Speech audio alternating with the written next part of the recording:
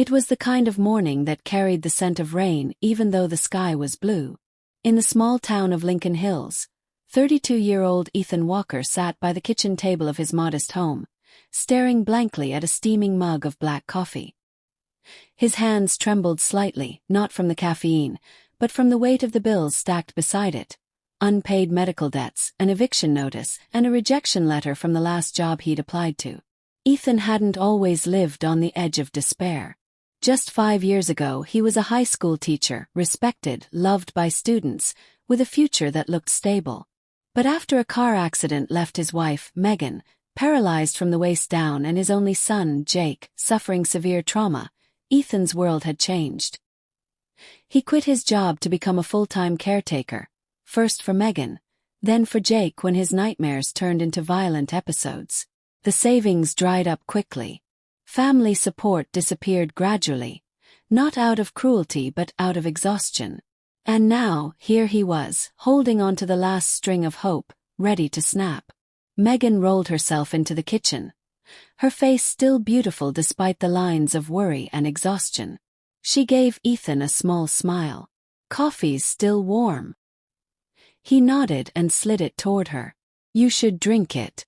"I don't feel like it." She looked at him, seeing more than just tired eyes. She saw the flicker of something dangerous. Hopelessness. She reached for his hand. "I know it's hard," she said gently. "But remember what you told me when I couldn't walk. You said giving up was never an option. That we fight until we don't have breath left." "That was different," he murmured. "You still had a future. I feel like mine is gone." "You still have a future, Ethan. And Jake needs to see that we keep going. If we stop now, what message are we giving him?" Just then, Jake came stumbling down the hallway, his shaggy brown hair in his eyes, his expression groggy.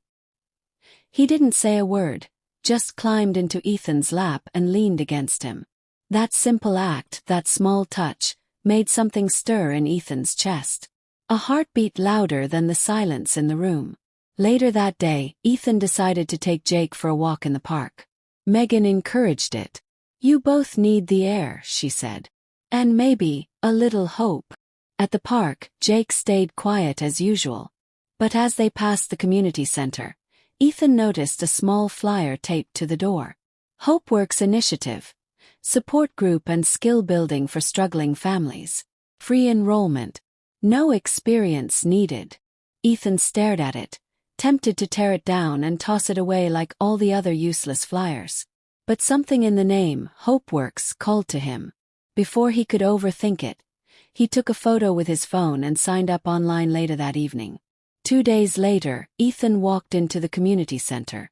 The room was filled with others who looked just like him, tired, broken, on the edge. But there was something else too. A strange spark in their eyes, as if showing up was already a victory. The group was led by a woman named Carol Jensen, a former nurse who lost both her husband and son in a house fire and had turned her pain into purpose. She smiled warmly at everyone. "You're here," she said. "And that means you haven't given up." Ethan didn't speak during that first session. He just listened. Listened to people cry, laugh, rage, and sometimes just breathe. But when Carol shared a quote that stuck with him, something shifted. Hope isn't about ignoring the pain. It's about refusing to let the pain define the end of your story. That night, Ethan told Megan all about the session. For the first time in months, she saw light in his eyes. HopeWorks wasn't magic, but it was powerful. Over the next few weeks, Ethan took classes in digital literacy, basic coding, and resume building. He also sat in counseling sessions, learned mindfulness techniques, and started connecting with others who became like family. Slowly, the veil that had hung over his life began to lift. Jake started sleeping better. Megan, inspired by Ethan's strength, began volunteering from home, tutoring kids online. The family, once wrapped in silence and despair, started laughing again, soft at first, then loud, then often. But the real turning point came one Thursday afternoon, 3 months after Ethan first walked into that community center. Carol introduced a guest speaker named Marcus Hayes, a successful entrepreneur who once lived in his car after losing everything. Marcus shared his journey of rebuilding from nothing, and then pointed toward Ethan in the crowd. "This man," Marcus said, "is the reason I still believe in people." I read his weekly reflections. His honesty, his pain, his desire to do right by his family. That's what real strength looks like. I've been looking for someone to mentor for a new role in my company. Ethan, I'd be honored if you'd consider it. The room erupted in applause, but Ethan sat frozen, eyes wide, heart pounding. Carol nudged him. "Say something." Ethan stood up, his voice shaky. I don't know what to say." Marcus smiled. "Just say yes." Ethan nodded, tears stinging his eyes. "Yes, absolutely yes." Life didn't become perfect overnight. But from that moment everything changed. Ethan started working remotely, managing customer relations for Marcus's new startup. The job gave him purpose and financial relief. With the help of community resources, they retrofitted their house to make it easier for Megan to navigate.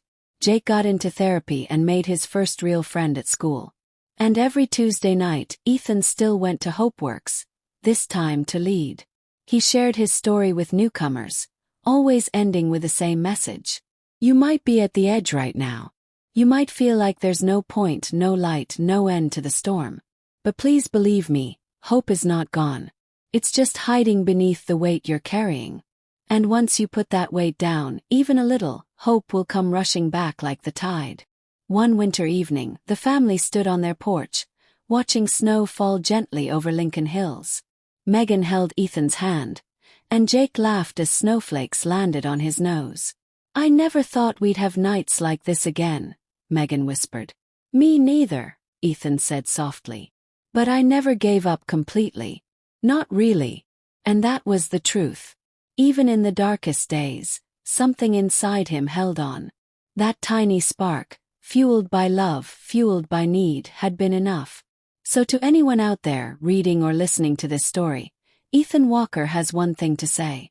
You will never lose hope in your life, as long as you remember that even the smallest ember can still ignite a fire. Don't give up. Your story isn't over yet.